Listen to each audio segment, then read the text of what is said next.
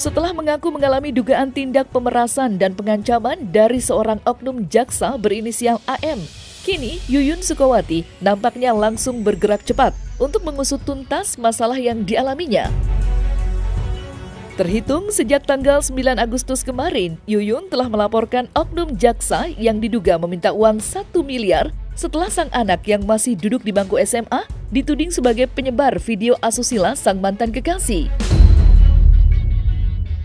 Namun, sejak laporan itu dilampirkan, Yuyun hingga kini belum mendapatkan kejelasan. Padahal ia sebelumnya diminta untuk menunggu 1-2 minggu atas laporannya tersebut. Dengan ini, Yuyun Sukowati pun akan kembali menyambangi kejaksaan untuk mengetahui lebih lanjut terkait perkembangan laporannya. Lantas, seperti apa curhat Yuyun usai kasus yang menyeret anaknya belum juga menemukan kejelasan? Benarkah masih ada kejanggalan di balik ini semua? Saya kan sebagai rakyat ya, bahwa ini sebenarnya banyak para oknum yang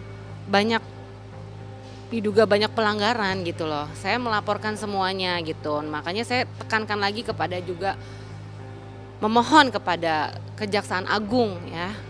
Dari pelaporan saya yang tanggal 9 Agustus kemarin, memang pada waktu itu prosesnya setelah 2 hari ada dari Intel Kejaksaan menghubungi kami.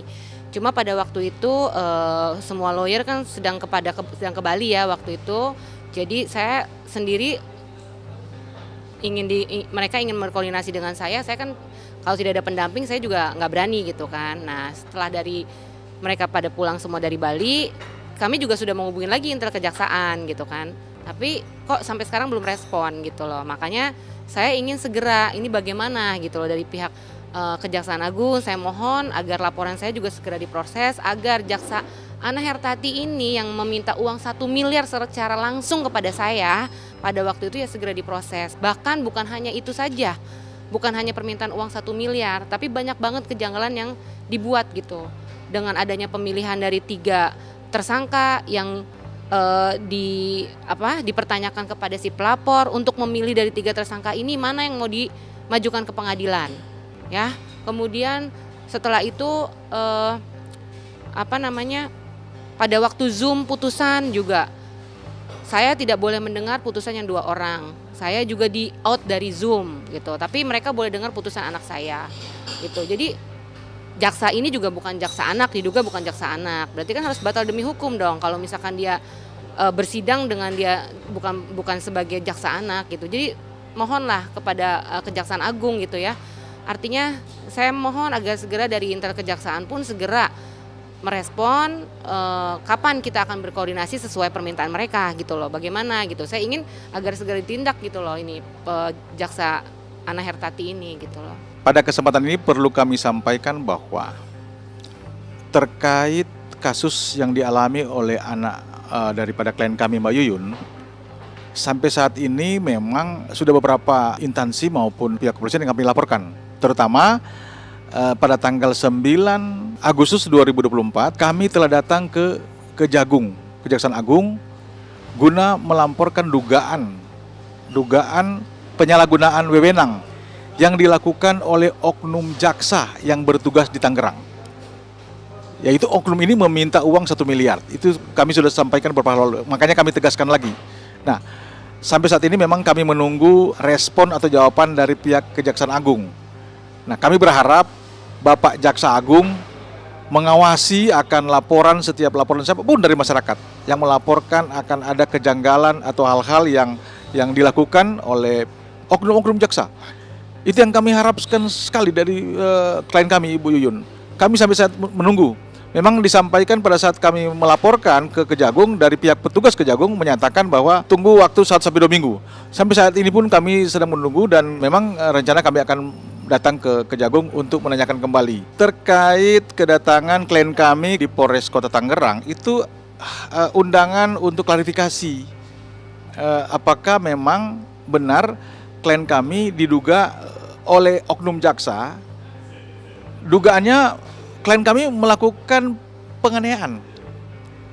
terhadap oknum jaksa tersebut. Padahal klien kami sama sekali tidak pernah menyentuh, apalagi melakukan yang dituduh adalah menendang. Katanya sampai 2 kali. Nah, ini kan laporan-laporan yang seperti inilah yang notabene oknum ini adalah seorang aparat penegak hukum, tapi kok dia melaporkan dengan cara-cara yang tidak berdasarkan data dan fakta, tapi hanya berdasarkan asumsi. Otomatis seharusnya dia harus membuktikan dong, apakah memang klien kami memang melakukan perbuatan itu. Kalau memang itu memang ada perbuatan seperti itu, silakan buktikan dong. Jangan kemudian asal lapor. Dan akhirnya pihak penyidik ya mereka ketawa-ketawa saja karena mereka sendiri merasa lucu akan laporan yang dilakukan oleh oknum jaksa ini.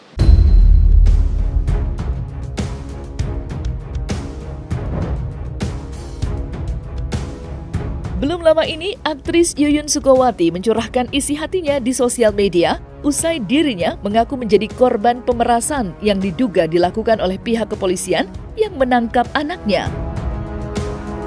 Namun, belum lama ini Kapolres Bandara Suta membantah tudingan Yuyun dan menyatakan jika pihaknya telah menangani kasus ini sesuai dengan prosedur hukum. Oleh karenanya, Kapolres Bandara Suta juga meminta agar pihak Yuyun segera melaporkan ke pihak Propam jikalau benar ada tindak pemerasan yang dilakukan oleh anggotanya. Mendengar adanya arahan tersebut, Yuyun pun akan melaporkan kasus ini ke pihak Propam demi memperjuangkan keadilan untuk anaknya.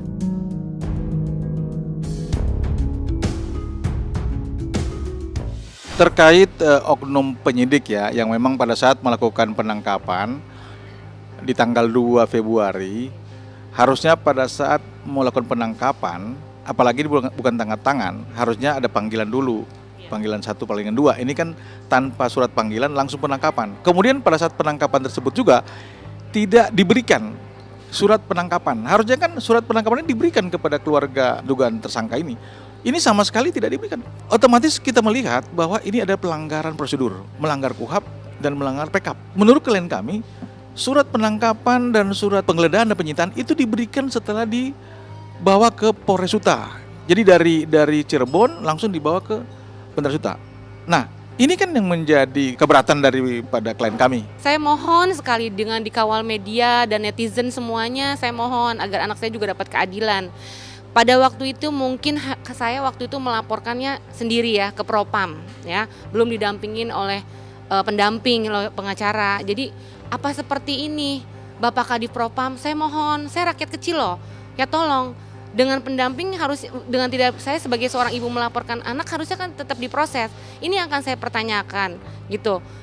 Laporan Propam saya dari bulan Maret, waktu itu saya datang ke Mabes Polri, kemudian dilimpahkan ke Propam Polda, Paminal Polda. Kemudian saya tanyakan, berhak dong saya menanyakan ke Kanitnya. Pada waktu setelah saya klarifikasi, kok kenapa Pak Kanit langsung ke Cirebon, ke sekolahan, bukan datang ke Polresta Suta? Harusnya kan langsung ke Polresta Suta dong, ada apa? Nah setelah itu saya hubungin Pak Kanit Maidodi, mereka tidak merespon. Ini aja udah salah dong kalau misalkan pejabat Paminal ditanya oleh si pelapor terus mereka tidak merespon, ini kan udah salah. Bagaimana Bapak Kadif Propam gitu kan. Nah tiba-tiba saya dapat surat, ternyata hasilnya adalah dikembalikan lagi ke si Propam Bandara Suta. Ada apa sebenarnya ini? Makanya saya ingin buka semuanya. Saya juga mohon kepada lawyer Bang Maksi maupun Bang Niko gitu loh. Nanti mungkin hari Senin ya Bang kita akan tanyakan ke Mabes. Perlu kami juga sampaikan di sini bahwa marilah kita mengajak kepada pihak petinggi Polri, Polda, lalu ke Polres Suta. Mari kita uji bersama. Kalau memang ada kesalahan ya gentleman lah, kan begitu. Ini yang kami harapkan sebagai masyarakat kecil gitu.